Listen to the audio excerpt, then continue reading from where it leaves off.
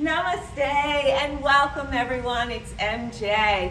Today on this video, I want to go over a couple of yoga asanas, poses that are very grounding and perfect to do outside in nature. As you know, when we are outside, we automatically begin to ground the body and the mind because our sensory systems are activated. It's so important to ground yourself, especially during uncertain times and in the month of August where we have a great deal of energy shifts. The planetary bodies, as I mentioned, we're looking at Mars, Uranus, and Rahu, the north node of the moon, that are going to conjunct. This is going to take us all the way into the fall where we're also going to see solar eclipse, a couple of the planets going in retrograde, and also a hard square between Saturn and Uranus. Not to mention that we have the tail end of the young water tiger. And August is the month of the monkey, which is a very active energy as well. Held deep within the monkey energy is a hidden stem of young earth. And earth is the perfect element to ground with. So today I want to go over a couple of yoga poses that you can do, and I encourage you to do them outside to help ground yourself. It's so important to be grounded because when we're grounded, then we have clarity. And it's essential to have clarity for us to have a vision. The vision must occur in the quintessence, or the layer of the unseen world. And once we have that clarity and that vision, then we can begin to pull it in or manifest it into the seen world.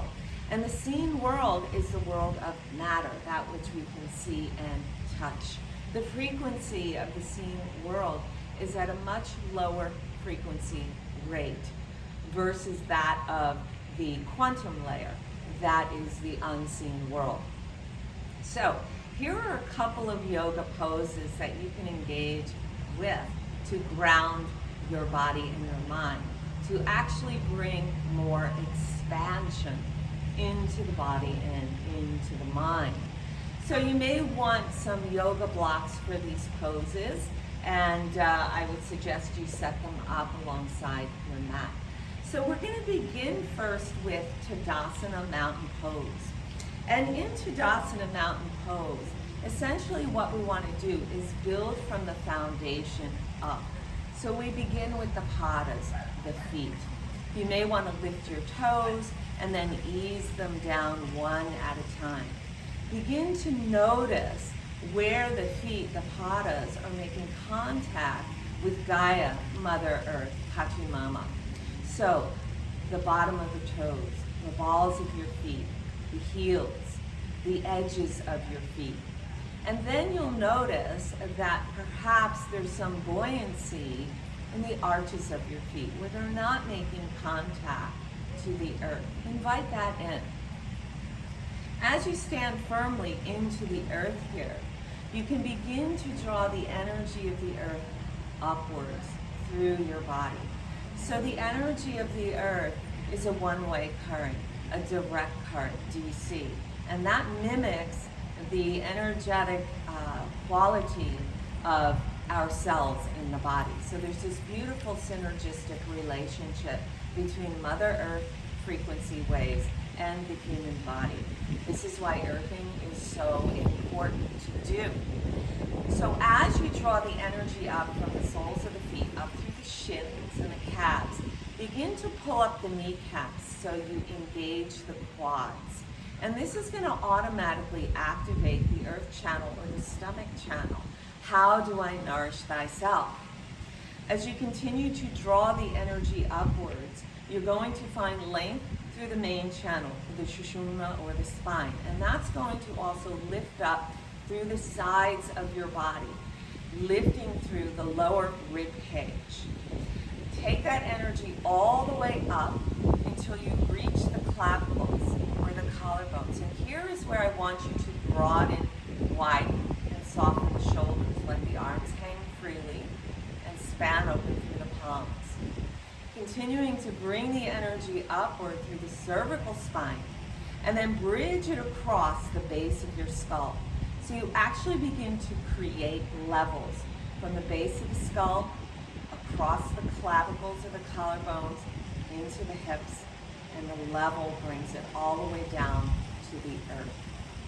Take that energy, begin to breathe in, find the length, take it all the way up through the crown of the head.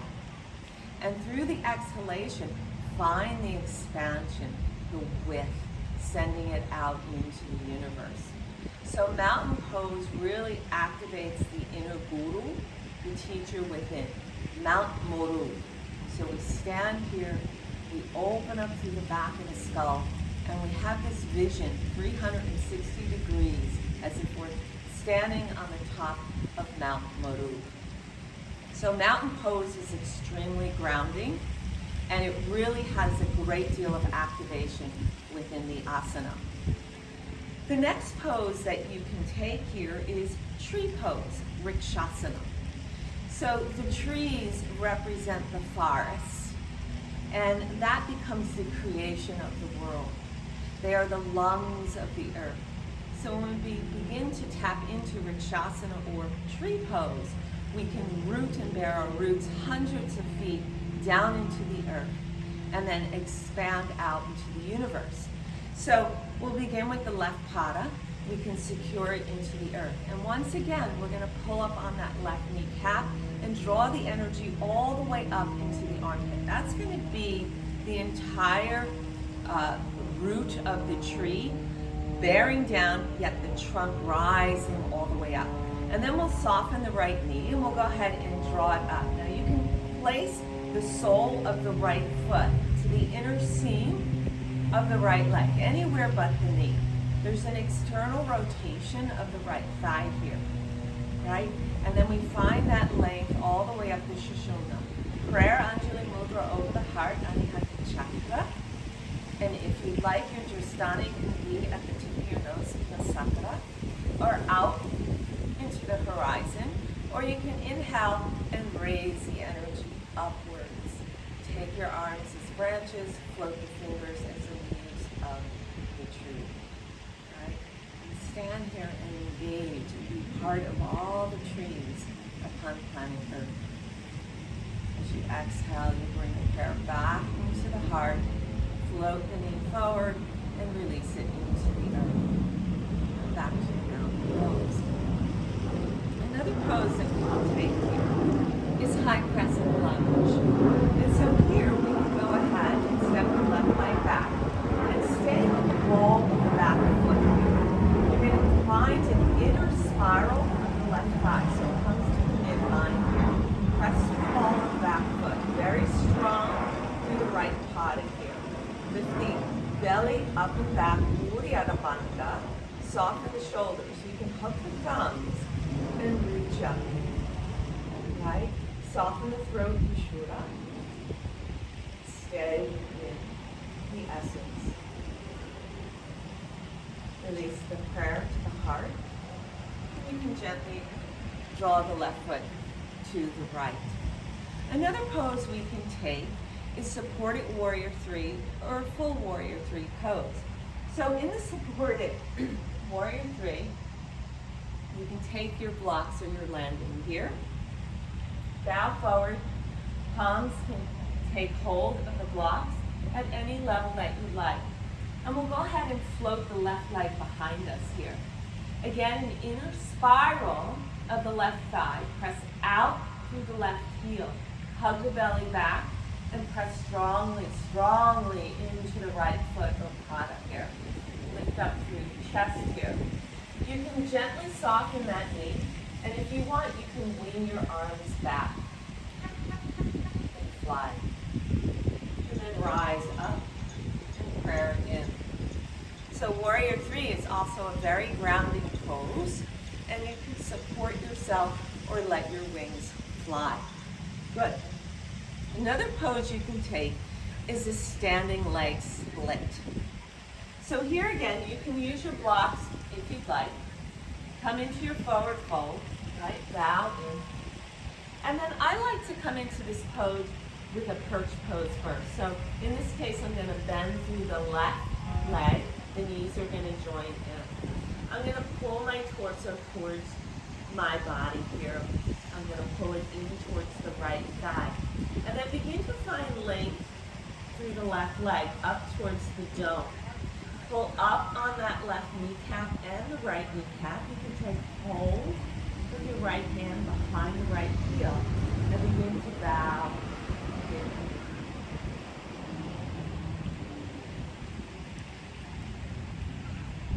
And then you can simply release the left foot to join the right and forward and rise up, Urdhva Hastasana, and bring it back into place.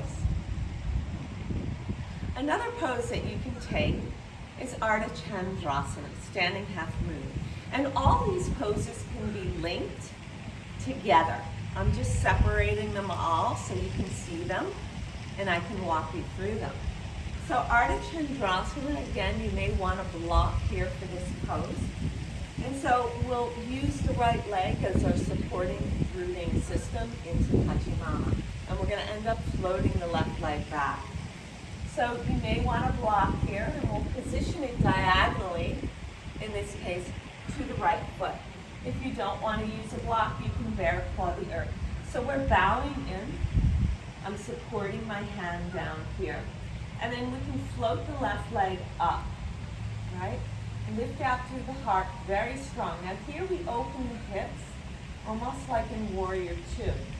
The inner seam, left leg and right leg are powerful. I'm pulling up on the stomach channel so the kneecaps are lifting.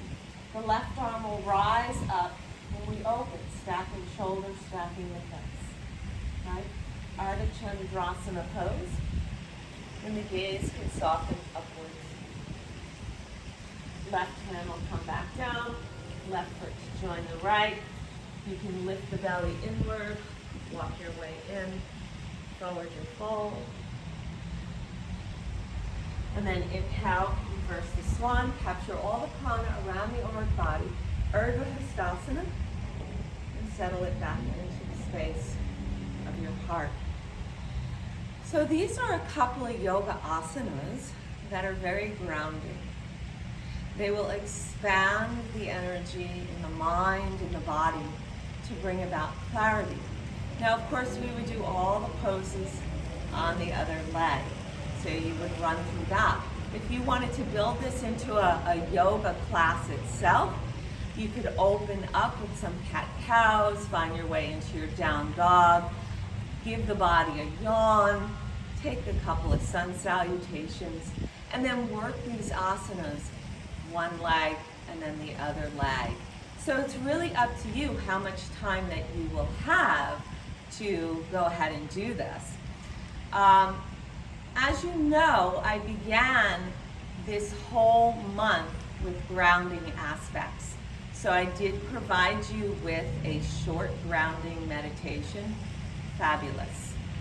I also did talk about earthing. So walking on Gaia, being outside is so, so important. I talked about the yoga poses here that we can ground the body with and the mind, find that expansion and that clarity.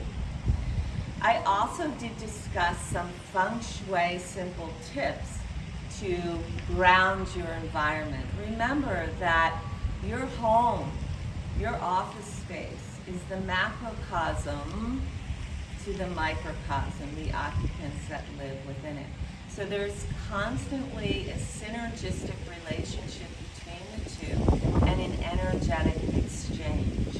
So one of the most simplistic things to do in your environment is to bring the essence of nature inside.